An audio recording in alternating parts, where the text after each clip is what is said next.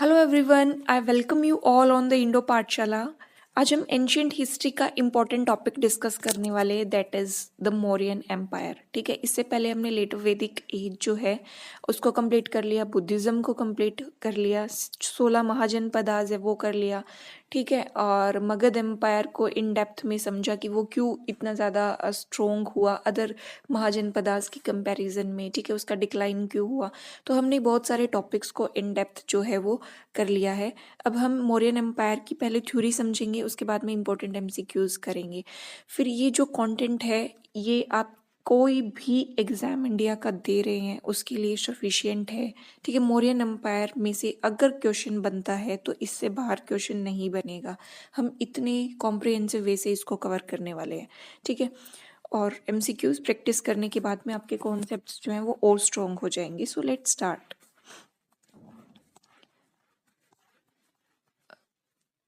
देखिए, जो मगध एम्पायर हमने देखा था, 16 महाजनपदास थे। ठीक है, 16 में से सबसे स्ट्रोंग कौन बना था? मगध बना था। उसने आसपास के जितने भी अदर महाजनपदास थे उनको जीत लिया था।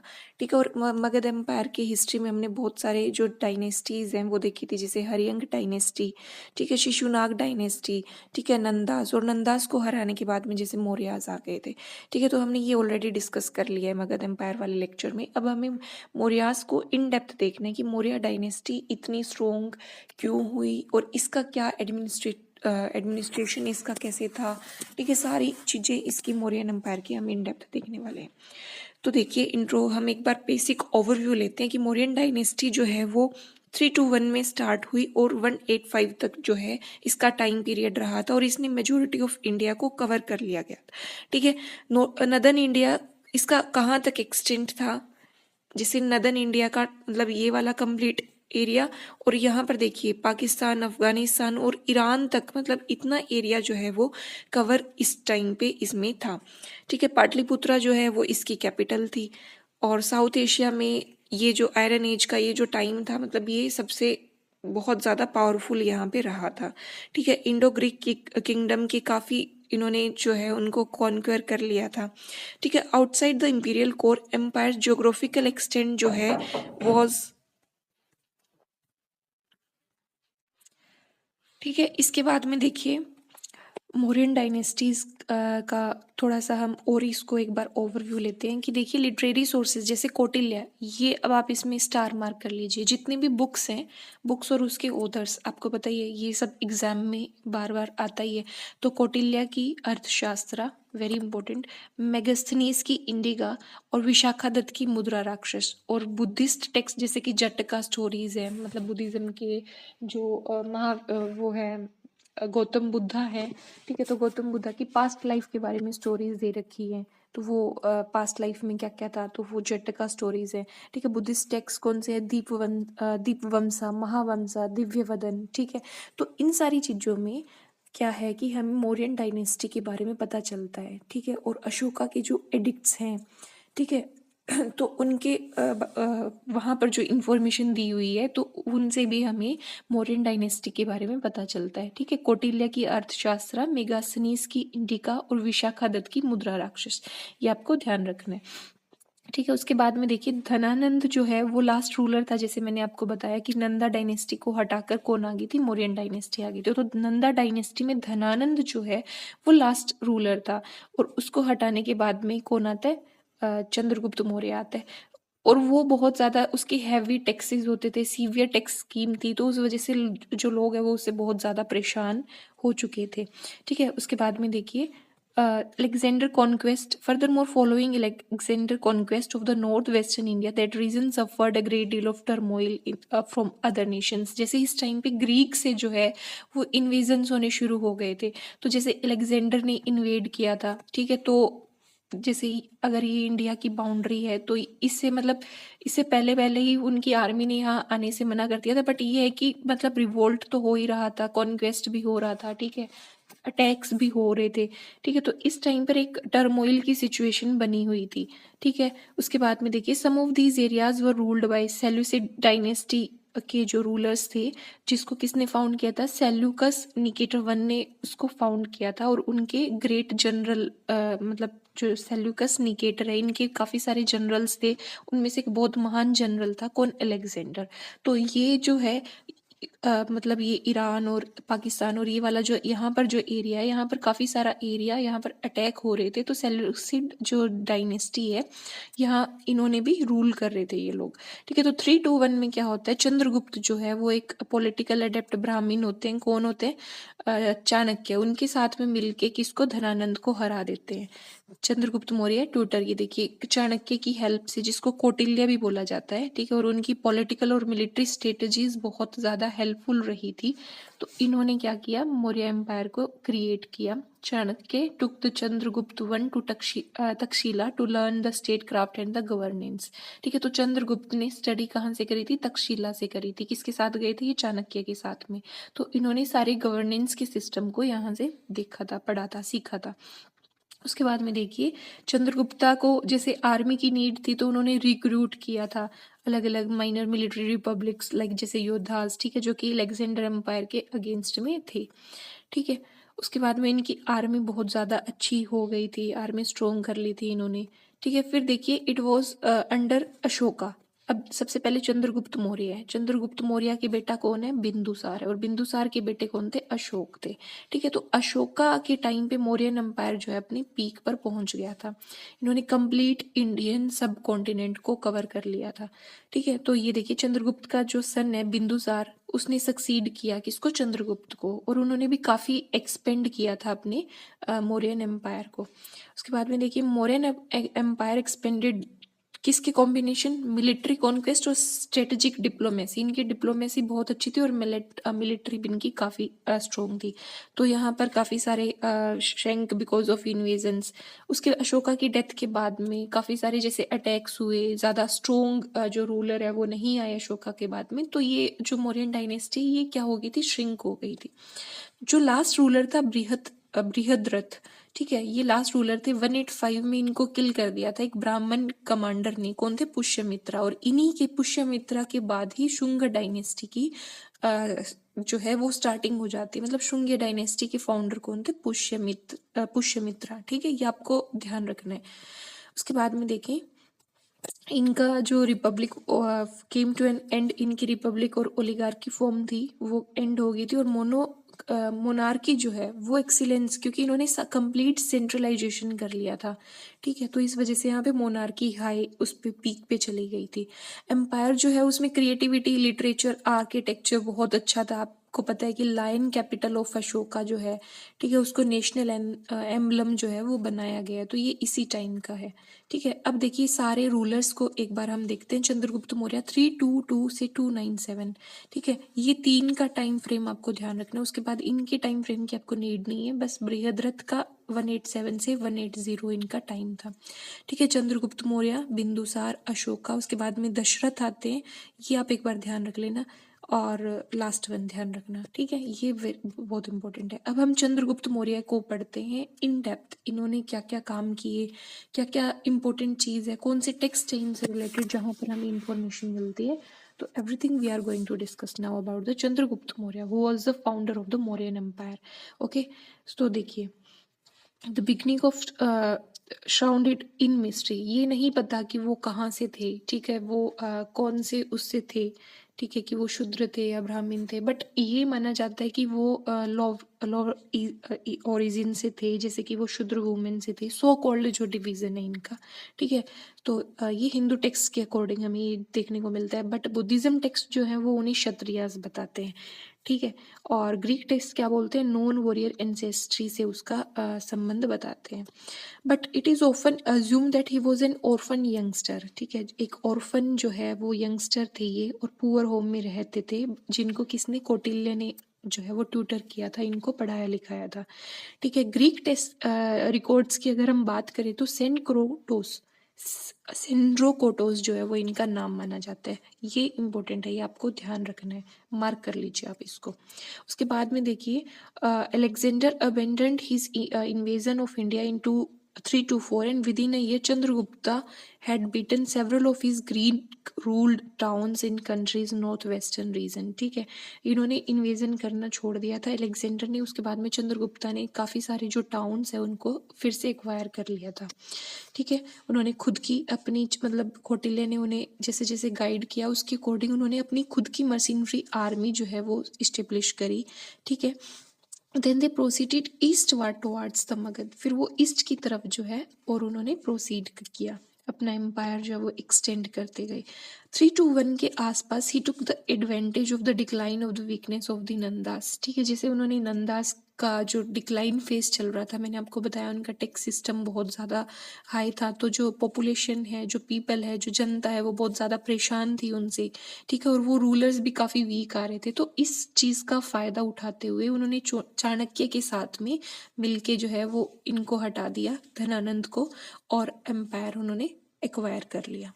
ठीक है, उसके बाद में देखिए in the 305 he entered the treaty with the Seleucus Nicator. Seleucus Nicator के साथ में उनकी ट्रीटी होती है और चंद्रगुप्त जो है वो एक्वायर कर लेते हैं बलूचिस्तान, ईस्टर्न अफगानिस्तान और west of the Indus. Indus के वेस्ट वाला जो रीजन है, मतलब अगर ये इंडस रिवर है तो उसके वेस्ट वाला अफगानिस्तान, बलूचिस्तान, ये सब एरियाज जो है वो एक्वायर करते हैं। ठीक है, क्योंकि उन्होंने एक ट्रीटी साइन की थी और वो सेल्यूकस निकेटर की बेटी के साथ में क्या कर लेते हैं, मैरिज कर लेते हैं। उनको इन रिटर्न 500 एलिफेंट्स और बहुत सारी चीज़ें जो हैं वो मिलती हैं।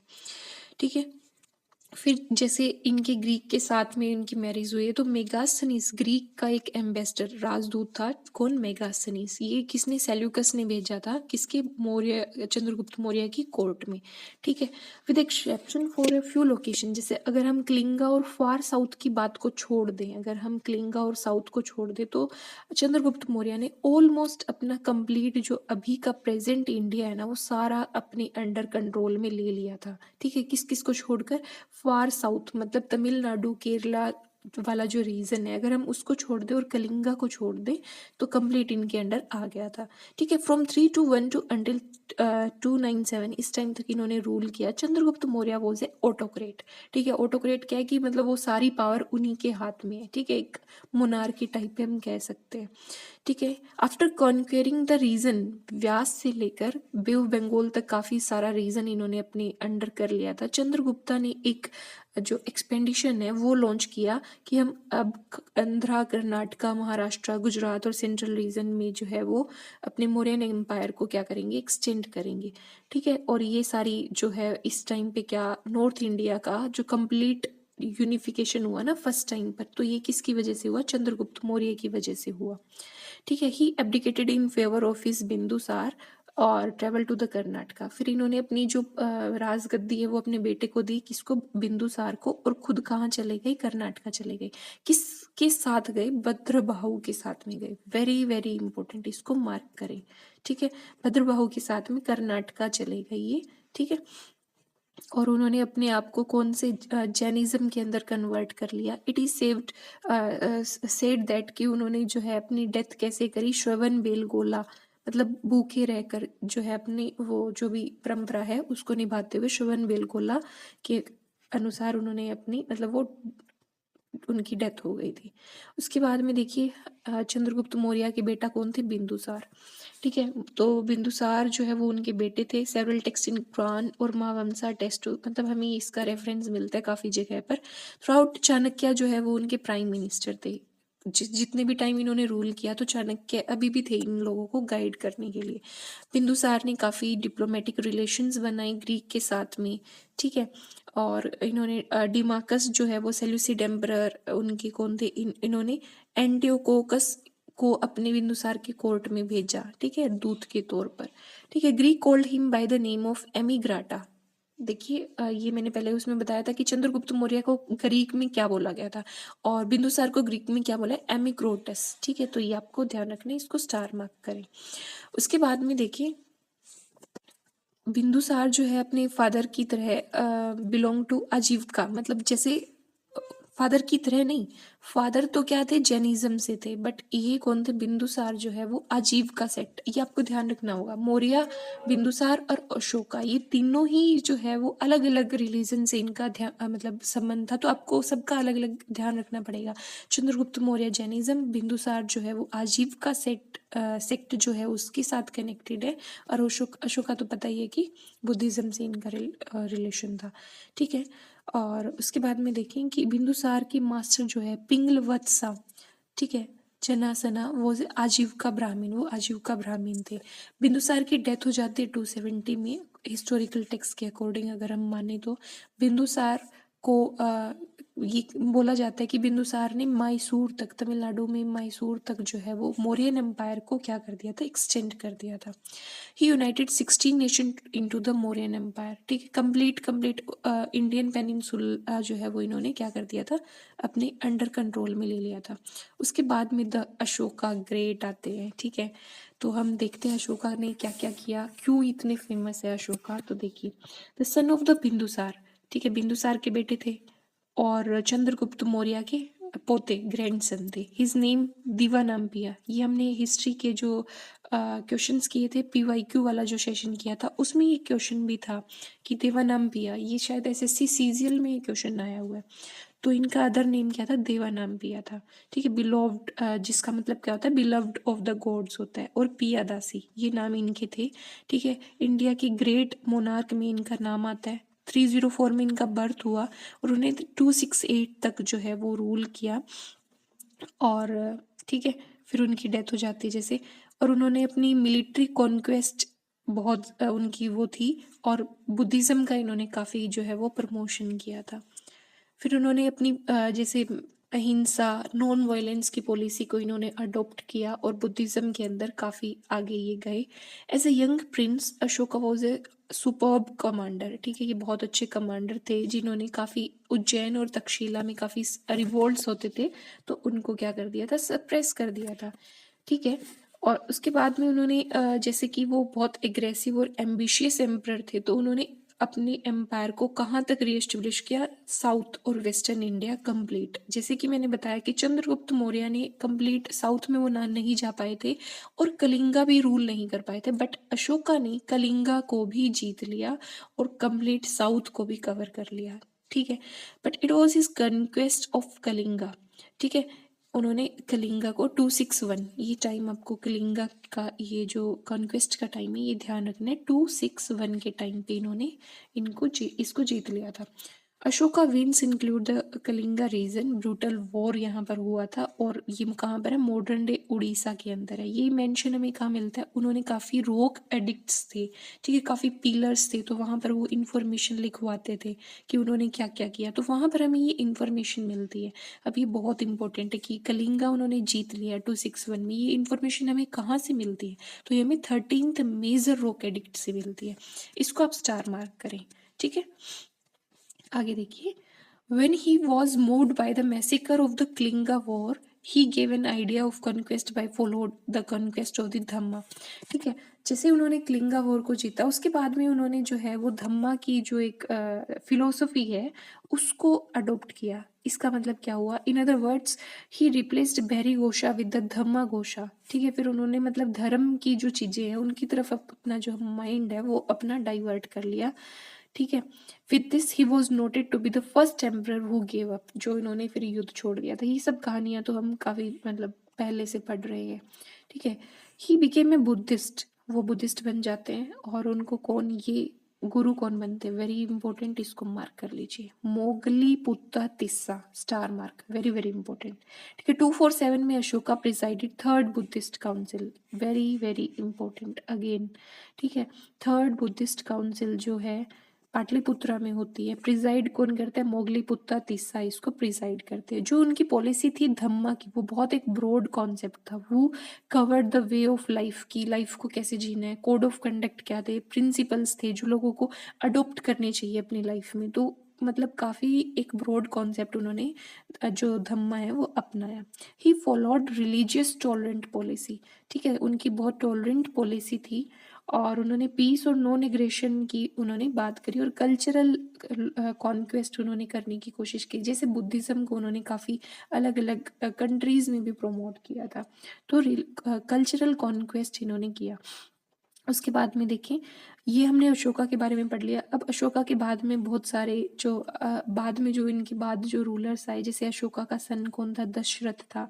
ठीक है, आप इसका थोड़ा सा देख लीजिए कि इन्होंने several territories of the broke away, इनके टाइम पे काफ़ी टेरिटरीज जो है वो चली गई थी। फिर कौन समृद्धि आते हैं। ठीक है, इन्होंने पाटलिपुत्र और उज्जैन में भी जो है वो रूल किया। ठीक है, फिर काफ़ी डिसइंटीग्रेट हो गया था अशोका की डेथ के बाद में, जैसे सौराष्ट्र, महाराष्ट्र, आंध्र वाला रीजन। सालिसुका जो है वो इन्होंने मतलब इनके टाइम पे भी काफ़ी डिक्लाइन हुआ। तो जो इम्पोर्टेंट है वो मैं आपको बता रही हूँ। उसके बाद में देखिए, देवावर्मन आए, शताधनवन आए, और लास्ट वन कौन थे, बृहद्रथ थे। ये आपको ध्यान रखना है। बृहद्रथ का एसेसिनेशन किसने किया, उनके commander in chief Pushyamitra Shunga ने। और यहाँ से शुंगा ये जो खत्म हो जाता है, मतलब मौर्य डायनेस्टी खत्म हो जाती है, और फिर क्या आता है, शुंगा डायनेस्टी स्टार्ट हो जाती है।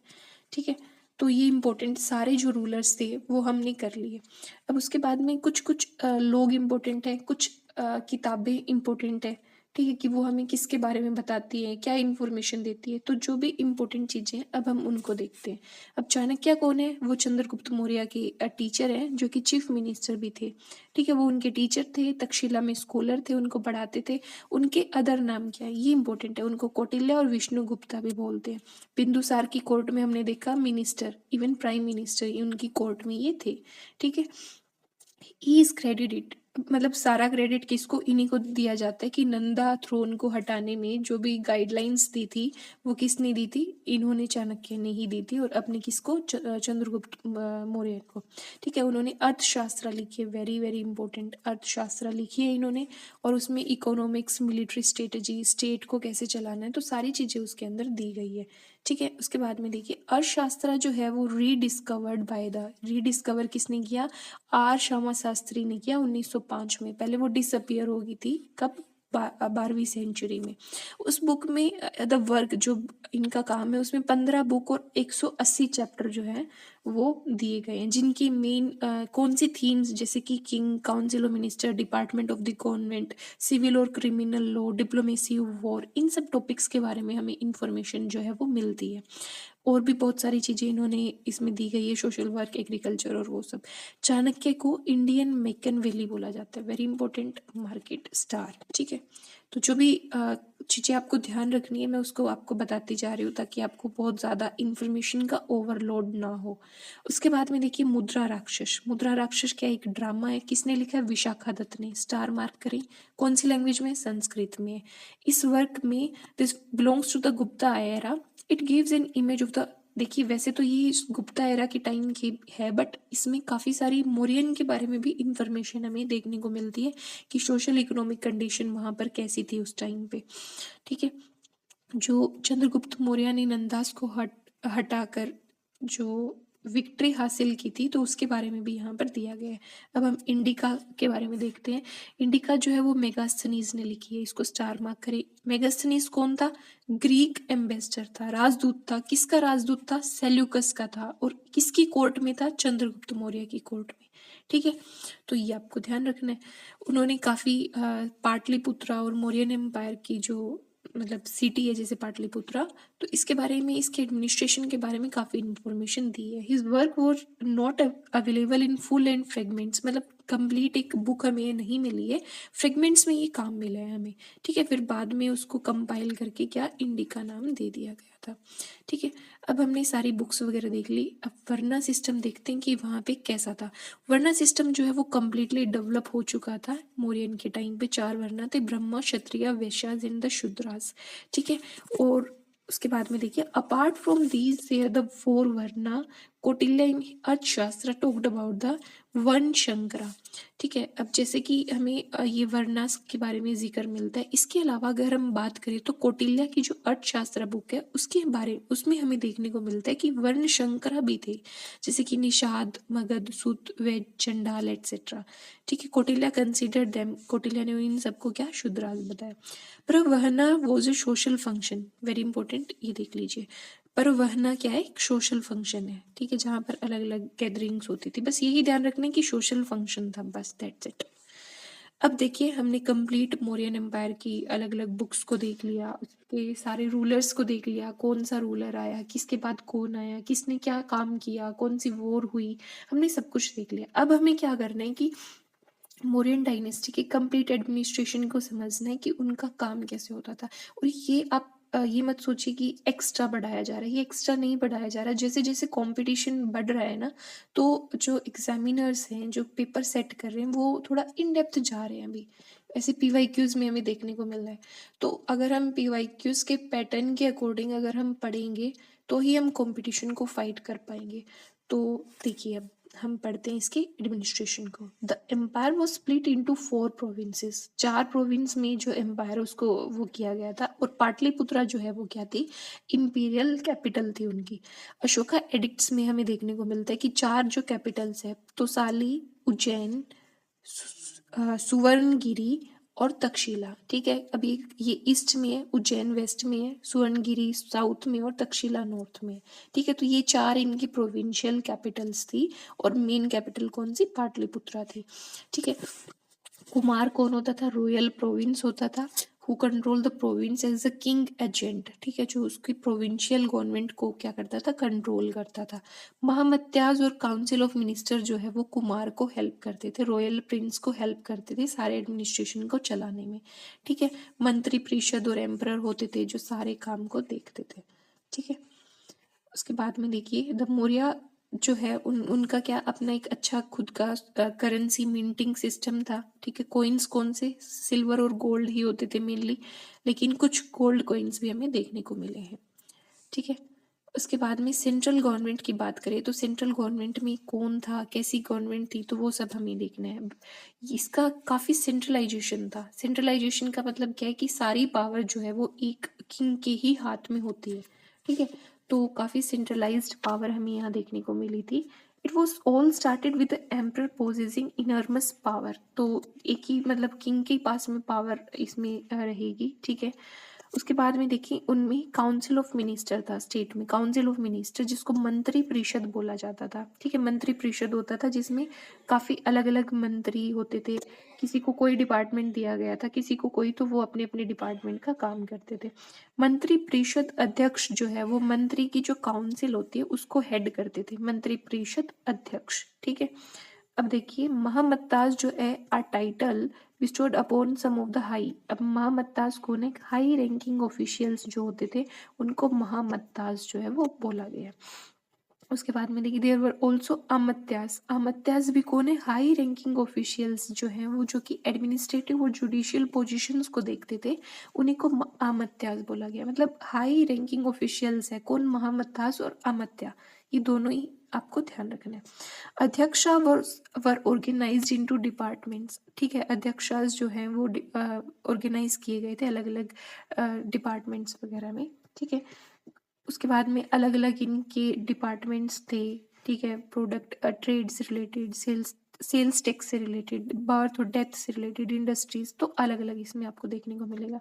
Many Adhyakshas are mentioned in the Arthashastra. काफ़ी सारे अध्यक्षास जो हैं वो मेंशन किए गए हैं, तो वो हम देखते हैं। जैसे युक्ता जो है, युक्ता कौन होते थे, जो एम्पायर की इनकम देखते थे, ये आपको ध्यान रखना है। आप यकीन मानिए सीजीएल में क्वेश्चन आ चुके हैं ये ऐसे कि राजू कास कौन है, ठीक है। आप अगर लेटेस्ट पैटर्न के अकॉर्डिंग अगर आप पढ़ रहे हैं, अगर आप 8-10 साल पुरानी पीवाईक्यूज लगाएंगे तो आई एम श्योर आपको ऐसे क्वेश्चंस नहीं मिलेंगे। बट हाँ अभी लेटेस्ट में आपको ऐसे क्वेश्चन एग्जाम में देखने को मिलेंगे। राजू कास जो है वो क्या कौन थे, लैंड को मेजर करते थे, ठीक है, और बाउंड्री वगैरह फिक्स करते थे। संस्था अध्यक्ष जो है वो मिंट मतलब करेंसी मिंट करना उसके वो थे। समस्त अध्यक्ष जो है, समस्ता अध्यक्ष वो मार्केट का देखते थे। टोल सुप्रिटेंडेंट कौन थे, शुल्क अध्यक्ष, शुल्क, ठीक है। तो शुल्क अध्यक्ष कौन थे, जो टोल का काम देखते थे। सीता अध्यक्ष जो है वो एग्रीकल्चर से, सीता वर्ड का मतलब कनेक्शन ही एग्रीकल्चर से माना जाता है, तो आप इसको ऐसे ध्यान रख सकते हैं। और नवाध्यक्ष जो है वो शिप से रिलेटेड है। लोह अध्यक्ष लोहे से, आयरन से। पोथावध्यक्ष जो है वो वेट और मेजर से रिलेटेड है। माइंस सुपरिंटेंडेंट वो नगर अध्यक्ष उनको बोला जाता था। व्यवहारिका महामत्ता कौन थे? जो जुडिशरी के मेंबर्स होते थे। पब्लिक रिलेशंस ऑफिसर जो है उसको क्या बोले थे? पुलिसंज। पुलिसंज किसको बोला जाता था? जो पब्लिक रिलेशन ऑफिसर होता था। ठीक है, एडमिनिस्ट्रेशन जो है वो काफ़ी अच्छे से उनका रहता था। तो अब हमने इनका सारा जो सेंट्रल गवर्नमेंट में कैसे कैसे काम होता था वो देख लिया। अब हमें क्या देखना है? मिलिट्री एडमिनिस्ट्रेशन देखना है। मिलिट्री एडमिनिस्ट्रेशन में एक सेनापति होता था, एम्पायर का राइट हैंड मैन जिसको बोलते हैं, वो कमांडर इन चीफ भी होता था, कंप्लीट मिलिट्री का सेनापति। ठीक है, आर्मी को कैश में पे किया जाता था। ठीक है, एक board of 30 man overseas military administration. ठीक है, 30 मैन का एक बोर्ड होता था जिसकी 6 कमेटीज होती थी। 6 कमेटीज होती थी। ठीक है, inventory, cavalry, elephants, chariots, navy और ट्रांसपोर्ट। ठीक है, ये इनकी कमिटीज हैं अलग अलग। गुप्ता पुरुषास और detective mentions two sorts of detective. उनकी डिटेक्टिव सिस्टम जो है, मतलब खुफिया एजेंसी जिसको आप बोल सकते हैं, वो भी वहाँ पर थी। तो संस्थान जो है, संस्थान वो स्टेशनरी थी, मतलब एक जगह पर थी। और संचारी जो है वो अलग अलग जगह पर जो है लोग घूम घूम कर इंफॉर्मेशन निकाल कर लेके आते थे। ठीक है, तो ये इनका रहेगा। इनकी आर्मी ऑब्वियसली बहुत स्ट्रोंग होएगी। ठीक है, कौटिल्य एम्पावर्ड। कौटिल्य ने क्या किया? सभी चारों वर्णों के जो लोग थे उनको सर्व किया मिलिट्री के अंदर। ठीक है, प्लिनी जो है claims that Maurya maintained a force of 6 lakh man. ठीक है, प्लिनी कोई बुक है जिसमें हमें पता चलता है कि 6 लाख मैन उनके उसमें थे। ठीक है, उनकी मिलिट्री में नेवी का भी वो था। ऑल मेजर सिटीज वहाँ पर पुलिस स्टेशन होते थे। Bhandagara was the name of the jail. Bhandagara जो है वो जेल का नाम था। और Charaka was the name of the lockup. Charaka क्या है? लोकअप का नाम है। ठीक है, उसके बाद में हमें जस्टिस सिस्टम को देखना है। जस्टिस सिस्टम क्या है? The ruler was in charge. Ruler जो है वो लीगल सिस्टम का ही चार्ज रूलर होता था, जो भी किंग था। ग्राम वर्धा और नगर व्यवहारिका महामतराज जो है वो देखिए, ग्राम वर्धा, ग्राम वर्ड से ही समझ आ रहा है, विलेज से। और नगर व्यवहारिका, नगर व्यवहारिका कौन? टाउन के अंदर ये महामतराज होते थे, जो भी जो डिस्प्यूट्स होते थे उनको सॉल्व करते थे। There were Rajukas throughout the state. ठीक है, वहां पर राजूकाज होते थे। ठीक है, अलग अलग डिस्ट्रिक्ट्स में। धर्मास्थिया सिविल कोर्ट और कंत का शोधना, ये सिविल कोर्ट से रिलेटेड, और कंत का शोधना जो है क्रिमिनल कोर्ट से रिलेटेड थे। टू फॉर द टाइप्स, ये अलग अलग तरह की 2 टाइप की कोर्ट्स थी, सिविल कोर्ट अलग और क्रिमिनल कोर्ट अलग थी। अब हम लोकल एडमिनिस्ट्रेशन को देखें तो aside from the directly managed metropolitan zone, the empire was divided into 4 province। हमने देखा 4 province में उनको डिवाइड किया जाता था। ठीक है, under Ashoka 4 province, Uttarapatha which had Takshila as its capital, the western province Avantihara which had Ujjain as its capital, eastern province Pratyatpatha which had Tosali its capital, and southern province Dakshinapath जिसमें सुवर्णगिरी इसकी capital थी। अशोका के time पे 4 province बताए गए हैं, उत्तरापथ, अवंतीरथा, प्रत्यंतपथा और कौन सा? दक्षिणापथ। ये 4 कौन से प्रोविंस थे और इनकी अलग अलग कैपिटल थी। किंगडम जो है was in the central province of the kingdom, वो तो हमें पता ही है कि मगधा में था ये, और इनकी कैपिटल क्या थी? पाटलिपुत्रा थी। He nominated some of the viceroy, काफ़ी वाइस रॉय होते थे जिसमें मोहम्मद भी होते थे, जो कि who went on tour every, हर 5 साल में वो जाके सारी चीज़ों को विजिट करते और देखते और समझते कि सारी चीज़ें ठीक चल रही हैं या नहीं। द विलेज, उसमें स्मॉलेस्ट एडमिनिस्ट्रेटिव एंटिटी क्या थी? विलेज था। Gramika villages had a lot of liberty as a leader. Gramika का जो ग्रामिका विलेजेस थे उनके पास काफ़ी लिबर्टी होती थी एज ए लीडर। ठीक है, और जो डिस्ट्रिक्ट मैजिस्ट्रेट थे उनको प्रादेशिका बोला जाता था। डिस्ट्रिक्ट, आज के टाइम का जो डीएम है उसको क्या बोलते थे? प्रादेशिका बोलते थे। ठीक है, स्थानिका, उसके बाद में देखिए स्थानिका कौन थे? जो टैक्स कलेक्ट करते थे और वो किसको रिपोर्ट करते थे? प्रादेशिका को, क्योंकि ये एक डिस्ट्रिक्ट के हेड हैं तो इन्हीं को ये रिपोर्ट करते थे। दुर्गापाल जो है वो कौन थे? फोर्ट के गवर्नर्स थे। अंतापाल फ्रंटियर गवर्नर्स होते थे। और अक्षतापाल कौन थे? जनरल अकाउंटेंट होते थे, लिपिकारास। ठीक है, अक्षतापाला। उसके बाद में देखें रिवेन्यू की अगर हम बात करें, रिवेन्यू एडमिनिस्ट्रेशन इन लोगों का कैसा था, तो समहारता जो है वो was the head of the revenue. Samaharta revenue department के हेड थे। Sannidhata was another significant official treasurer थे, सनी धाता। ठीक है। और अलग अलग इनकी काफ़ी, जैसे माइनिंग से, वुड से, शॉप से, अलग अलग जगह से इनके पास में रिवेन्यूज आता था। ठीक है। Artist license payment were collected, fines were levied in the courts. ठीक है। So to conclude, if we conclude the revenue administration, समहारता कौन थे? रिवेन्यू डिपार्टमेंट के हेड थे। अदर ऑफिस ट्रेजरर कौन? सनी धाता जो है वो अलग ट्रेजरर थे। ठीक है। अलग अलग जगह से जो है वो रिवेन्यू एडमिनिस्ट्रेशन में हमें रिवेन्यू मिलता था, लैंड इरिगेशन शॉप वगैरह से। ठीक है। लाइसेंस सिस्टम था कोर्ट्स के अंदर। 1/6 ऑफ द आउटपुट जो है वो क्या था? टैक्स देना पड़ता था। 1/6 जितना भी प्रोडक्शन हुआ है, जैसे 6 पार्ट अगर हैं तो उसमें से 1 पार्ट जो है वो गवर्नमेंट को देना पड़ता था। भागा जो है उसको लैंड टैक्स बोलते थे। 1/6 ऑफ द प्रोड्यूसर था। ठीक है। उसके बाद में देखिए, उसके बाद में पीजेंट्स जो है paid tax known as the Pindakara. Peasant जो एक टैक्स पे करते थे जिसको क्या पिंडकारा बोलते थे। ठीक है। जो कि ग्रुप ऑफ विलेजेस पर लगता था। अदर टैक्स कुछ और टैक्स थे, जैसे कि बाली और हिरण्य जो कि कैश में दिया जाता था। अगर हम स्पाइनेज जो उनका खुफिया एजेंसी वाला जो सिस्टम है, स्पाइस जो है, तो उनकी अगर हम बात करें तो उनका काफ़ी अच्छा स्पाइनेज सिस्टम था। स्पाइस जो है वो इन्फॉर्मेशन प्रोवाइड करते थे एम्परर को। ठीक है। ब्यूरोक्रेसी और मार्केट के बारे में। 2 स्पाइस होते थे, संस्थाना जो स्टेशनरी थे, संचारी जो मूव करते रहते थे। गुड़ा पुरुषास जो है वो कवर्ट एजेंट, ये इन्वेस्टिगेटर होते थे, गुड़ा पुरुषास। ठीक है। महामत्या पसरपा, I'm sorry, I'm unable to pronounce it properly. महामत्या पसरपा जो है वो इसको रूल ओवर देम, इनके ऊपर ये रूल करते थे। these agents were chosen from various social groups। इनको अलग अलग ग्रुप से जो है वो सिलेक्ट किया गया था। एडिशनल एजेंट्स थे, उसको विषान्यास, पॉइजनस गर्ल्स होती थी। ठीक है। वो विष कन्यास, सॉरी, इट इज विष कन्यास होती थी additional agents. If we talk about the economy of the Mauryan dynasty, mainly किस पे बेस्ड था? मेन फीचर इसका एग्रीकल्चर था। ठीक है। 3 क्रॉप्स होती थी, कौटिल्य ने इसमें मेंशन किया है। ठीक है। एग्रीकल्चर, एनिमल हस्बेंड्री, ट्रेड वगैरह इसमें होता था। All this 3 were known as the Varta. इन तीनों को वर्ता बोला जाता था। ठीक है। उसके बाद में अगर हम देखें, it was during the Mauryan की transition to agriculture was completed. ठीक है। एग्रीकल्चर जो है वो मेन बेसिक इकोनॉमिक एक्टिविटीज था। राइस, बार्ले, मिलेट, वीट जो है ये सब होते थे। ठीक है। स्पाइनिंग और वीविंग भी काफ़ी अच्छा होता था। ठीक है। काफ़ी सेंटर्स बताए गए, जैसे मदुरा, अपरंत, कलिंगा, काशी, वत्सा, महिष्माती। तो ये सब क्या है? कॉटन टेक्सटाइल सेंटर है जो कौटिल्य के अर्थशास्त्र में हमें देखने को मिलते हैं।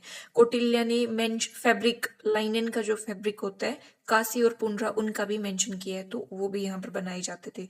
ठीक है। और as regards to costlier textiles, this were reference to the silk cloth. Kautilya mentioned kauseya along with the Chinese fabric of Chinese manufacture। ठीक है। कोसेया जो है वो एक फैब्रिक से रिलेटेड है, तो काफ़ी अच्छा फैब्रिक यहाँ पर लोग यूज़ करते थे। ठीक है। एंड आफ्टर दैट जो वूल है उसका भी मैन्युफैक्चर होता था। मतलब आप देख रहे हैं कि एग्रीकल्चर प्लस में इंडस्ट्री भी अच्छी खासी उनकी डेवलप हो रही है। ट्रेड भी काफ़ी अच्छा हो रहा था। ठीक है। तो एक्सटर्नल ट्रेड जो है वो सीरिया के साथ में, इजिप्ट और ग्रीस के साथ में होता था। कलिंगा को जीतने के बाद में सी पोर्ट जो है ईस्टर्न कोस्ट का, जैसे ये ईस्टर्न कोस्ट के जो सी पोर्ट्स हैं वो भी काफ़ी डेवलप हो गए थे। ठीक है। और it was carried on with the country south east Asia और चाइना के साथ में इनका काफ़ी कनेक्शन बढ़ गया था। ठीक है। अलग अलग डायमंड, सैंडलवुड, आइवरी, काफ़ी इन चीज़ों में एक्सपोर्ट होता था। इंपोर्ट क्या होता था? लाइनन, सिल्वर, गोल्ड और ड्राई फ्रूट्स वगैरह जो हैं वो इंपोर्ट होते थे। ठीक है। Important aspect of what the state monopoly of mining and mining वाला जो पोर्शन था वो स्टेट की मोनोपोली थी मेटालर्जी में। ये ग्रेट सोर्स ऑफ इनकम था। माइनिंग के सुपरिंटेंडेंट को अक्रा अध्यक्ष बोलते थे। Whose duty was to prospect the new mines, जिसको क्या था कि रीओपन पुरानी वन जो माइंस है उनको खोलना, नई माइंस को देखना, ये सब काम उनका होता था। अर्थशास्त्र में कोइंस को क्या बोला गया, रूप बोला गया। अगर हम अदर टाइप्स ऑफ कोइंस की बात करें तो निशाका जो है, जिसको निशाका को या स्वर्ण को गोल्ड कोइंस बोलते थे, ठीक है। पन धरन या कर्षपन जो है वो सिल्वर कोइन होता था, ठीक है। मशक या काकिनी जो है वो कॉपर कोइंस होते थे, ये आप एक बार देख लेना। माइनिंग फैक्ट्रीज है, उनके हेड क्या होते थे, लक्षण अध्यक्ष होते थे, ठीक है। रूपरा रूप दर्शका जो है वो एग्जामिनर ऑफ कोइंस, ठीक है। कोइंस की क्वालिटी वगैरह उन सब चीजों को एग्जामाइन कौन करते थे, रूप दर्शका, ठीक है। इकोनॉमिक मंथ का कब से, अब जैसे अपने यहाँ का जुलाई सॉरी अप्रैल टू मार्च होता है ना, अप्रैल से स्टार्ट होता है, तो इनका जुलाई से स्टार्ट होता था, ठीक है। पंच मार्क मतलब किसी कोइन के ऊपर कुछ मतलब प्रिंटेड टाइप में, तो पंच मार्क्ड कोइंस भी उनके रहते थे, ठीक है। काफी इमेजेस हमें इन कोइंस के ऊपर देखने को मिलती है, ठीक है। उसके बाद में देखिए कोइंस हैड ओनली इमेजेस, उसमें कुछ ज्यादा हमें इंफॉर्मेशन तो नहीं मिलती बट इमेजेस काफी थी। Barbaricum, it was located in the Sindh Bharuch, ठीक है। भरूच और सिंध वाला जो रीजन है ये वहां पर रिलेटेड था। Greek called is Barygaza, इसको ग्रीक्स बेरी गाजा बोलते थे, ठीक है। These three ports were situated in the western part, ये वेस्टर्न पार्ट में सिचुएटेड थे। ताम्रालिप्ति जो है वो ईस्टर्न साइड में पोर्ट था, very important. Tamralipti eastern coast में था, ठीक है। ताम्रालिप्ति से रिलेटेड ना यूपीएससी के प्रीव्यू में एक क्वेश्चन आया हुआ था कि ये क्या मतलब किस चीज के लिए फेमस था, तो ये एक पोर्ट सिटी है, ठीक है। तो उसके पीवाईक्यू में ये क्वेश्चन मैंने देखा था। उसके बाद में देखिए कौटिल्य का अर्थशास्त्र है, उसमें काफी बताया गया कि इंपोर्ट ड्यूटी कितनी थी, 10% इंपोर्ट ड्यूटी लगती थी, ठीक है। इसकी मोनोपोली थी काफी वाइन सोल्ट इन सारी चीजों में, ठीक है। तो ये हमने क्या देख लिया, इसका इकोनॉमी वाला पोर्शन देख लिया। अब हम आर्किटेक्चर को देखते हैं, क्योंकि आर्किटेक्चर से भी काफी इंपॉर्टेंट चीजें निकल के आती हैं। जैसे कि एंशियंट प्लेस इनका पाटलिपुत्रा था, जो कि प्रेजेंट कुम्हरार इन पटना का जो रीजन है। Grandest monument of this time, यहाँ पे काफी अच्छी मोन्यूमेंट हमें देखने को मिलती है जो कि मौर्य के टाइम पे इस्टेब्लिश हुई थी, ठीक है। इनका मेन उसमें फोकस किस चीज में इनको हमें मिला, pillared hall, a massive pillared hall spotted on the high substratum of the timbers, हमें यहाँ पर पैलेस जो है वो देखने को मिलता है।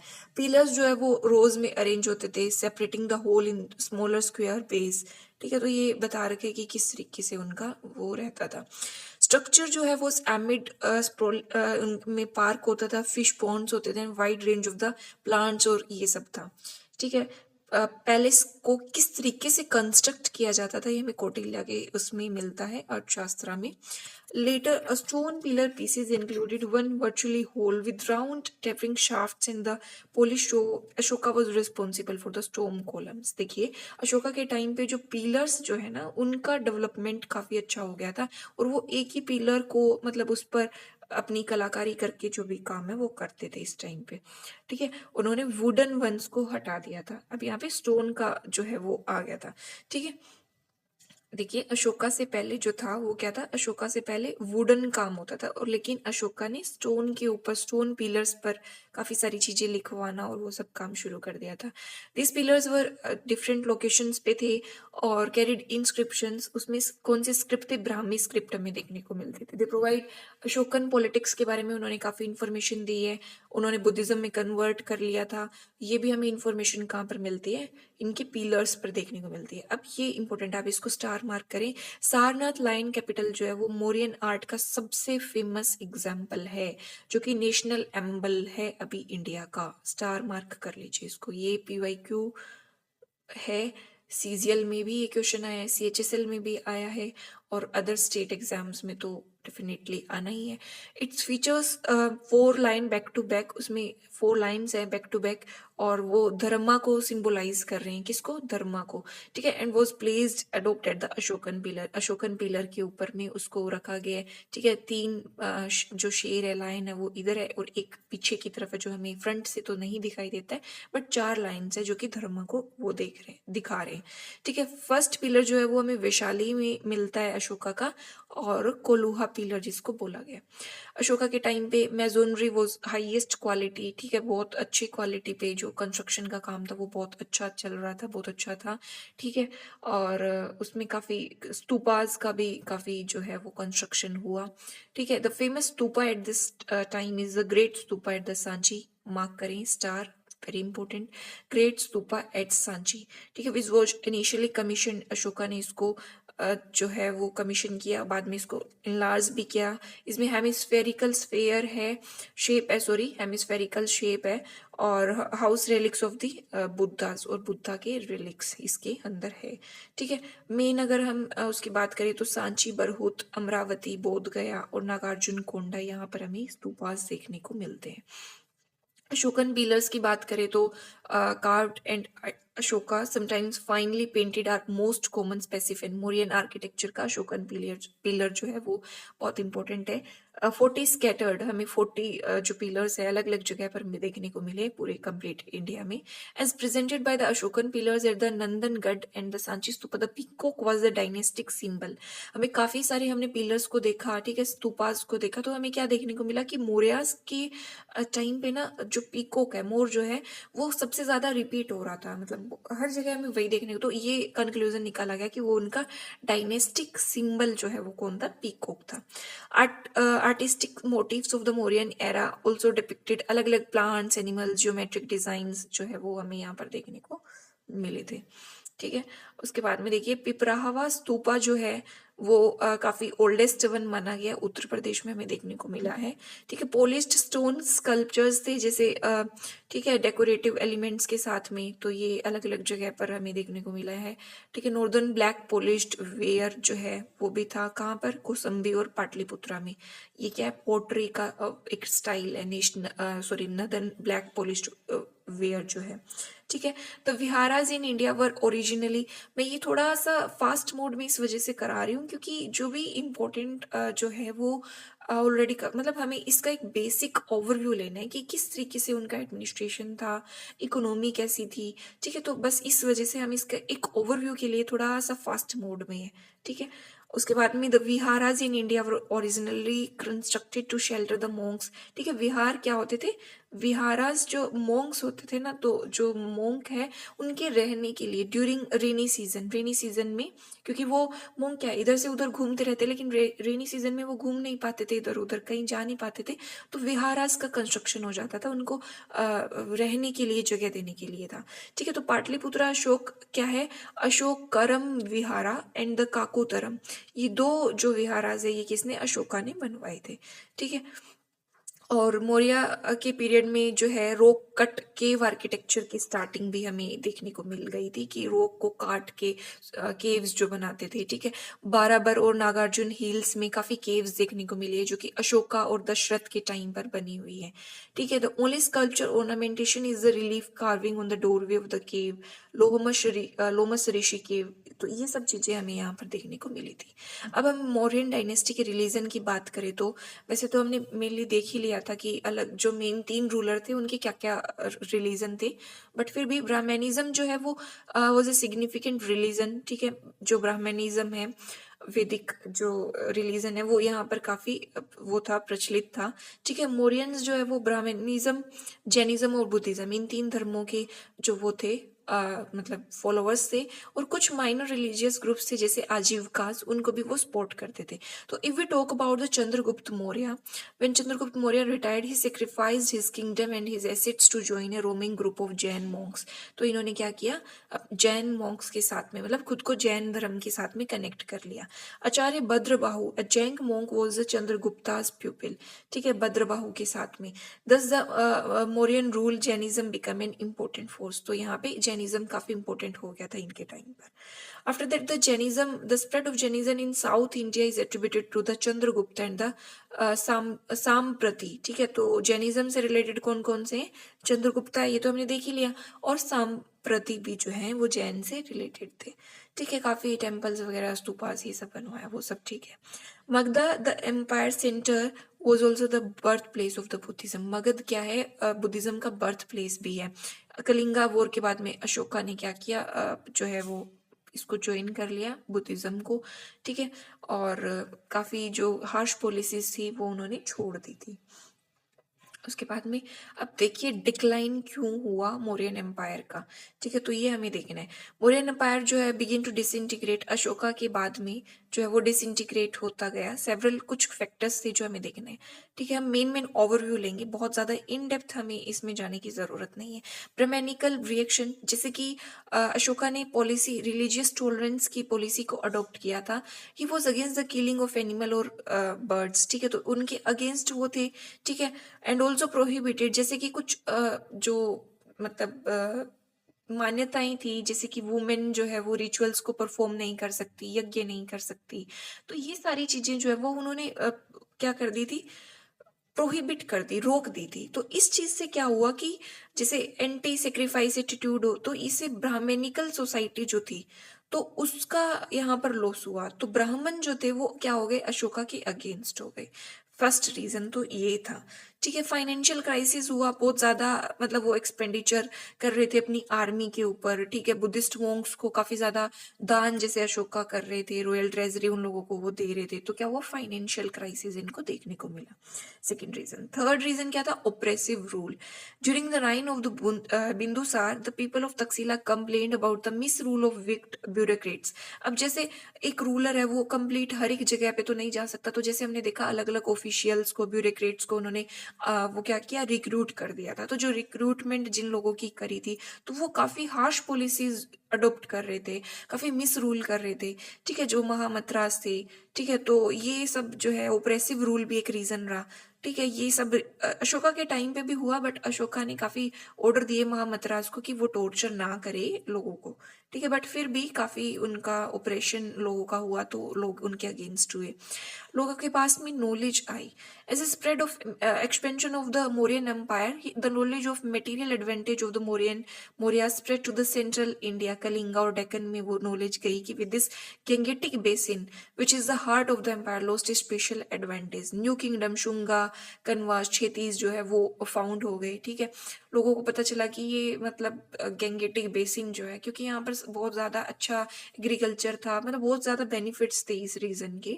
तो लोग जो है मतलब अट्रैक्ट हुए काफ़ी डायनेस्टीज इसकी तरफ।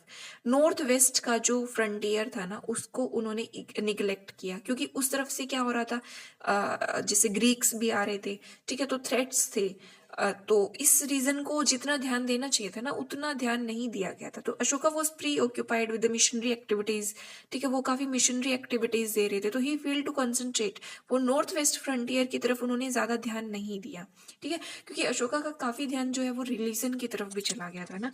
तो nomadic people were looked upon a serious threat to India and China. So then the ruler of China constructed a great wall. तो जैसे लोग आ रहे थे अलग अलग रीजन से, तो चाइना को भी थ्रेट था, इंडिया को भी थ्रेट था। तो इस टाइम पे चाइना ने तो क्या कर लिया, इन थ्रेट से बचने के लिए ग्रेट वॉल ऑफ चाइना बना ली। ये इसी टाइम की बनी हुई है ग्रेट वॉल ऑफ चाइना, ठीक है। बट अशोका ने इस तरफ ज्यादा ध्यान नहीं दिया, तो काफी सिंधियंस जो है उन्होंने अप्रोच किया, ठीक है। They force the Parthian, Shakas in Greeks to move towards, ठीक है। इनके बाद में पार्थियन, शाकाज और ग्रीक्स काफी आए। ग्रीक्स इन्वेडेड नॉर्थ अफगानिस्तान, ठीक है। तो ग्रीक्स ने जो है वो नॉर्थ अफगानिस्तान को भी इन्वेड किया और अपना नया एम्पायर एक्स्टेब्लिश किया, जिसको बैक्टीरिया नाम से जाना जाता है। Bactria, they were the first to invade India, ठीक है। वो फर्स्ट वन थे जिन्होंने इंडिया को इन्वेड किया था, कौन, ग्रीक्स। अब देखिए हमने क्या किया, मतलब इस लेक्चर में कंप्लीट ओवरव्यू, सबसे पहले हमने इंट्रो कंप्लीट किया, आई होप आपको समझ आया होगा। फिर इंपॉर्टेंट जो जो रूलर्स थे, चंद्रगुप्त मौर्य, बिंदुसार और अशोका, उनकी इंपॉर्टेंट जो भी उन्होंने काम किए वो। फिर उसके बाद में हमारा जो एडमिनिस्ट्रेशन है उसको काफ़ी सारी बुक्स भी देखी, कुछ कॉन्सेप्ट्स देखे, ठीक है। फिर एडमिनिस्ट्रेशन हमने सारा किया, इकोनॉमी कैसी है, मिलिट्री कैसी थी, ठीक है। तो वो सब हमने किया और फिर लास्ट में हमने क्या कर लिया, रीजंस देखे कि मौर्यन डायनेस्टी का जो डिक्लाइन है वो क्यों हुआ, ठीक है। तो 5 पार्ट्स में हमारा ये टॉपिक कंप्लीट होता है। अब नेक्स्ट लेक्चर में we are going to discuss and solve the PYQs, ठीक है। प्रीवियस ईयर क्वेश्चंस करेंगे, ठीक है। इस अगर इस लेक्चर में कंटिन्यू करते तो लेक्चर बहुत ज़्यादा लंबा हो जाएगा। तो पार्ट 2 या लेक्चर नंबर 2 में हम क्या करेंगे, पीवाईक्यूज जो है वो सॉल्व करेंगे इस टॉपिक पर। पीवाईक्यूज कहाँ से होंगे, कौन से एग्जाम्स के होंगे, अलग अलग एग्जाम्स, आरपीएफ हो, यूपी कांस्टेबल हो, या फिर हमारा सीजीएल है सदाबहार, ठीक है, सीएचएसएल है, तो अलग अलग एग्जाम्स में से, यूपीएससी में से भी कुछ क्वेश्चंस मैंने देखे हैं, ठीक है, जो हमने कवर किए हैं। तो ये हमारा सोर्स ऑफ प्रैक्टिस रहेगा, ठीक है, जो क्वेश्चंस हम करेंगे। अब next, I hope you like this video. अगर आपको पीडीएफ चाहिए तो डिस्क्रिप्शन में नंबर है, आप उस पर कांटेक्ट कर सकते हैं, ठीक है। स्टैटिक जीके और जो हमारी करंट अफेयर्स की पीडीएफ है वो आपको मिल जाएगी। I hope you like this video. Thank you very much.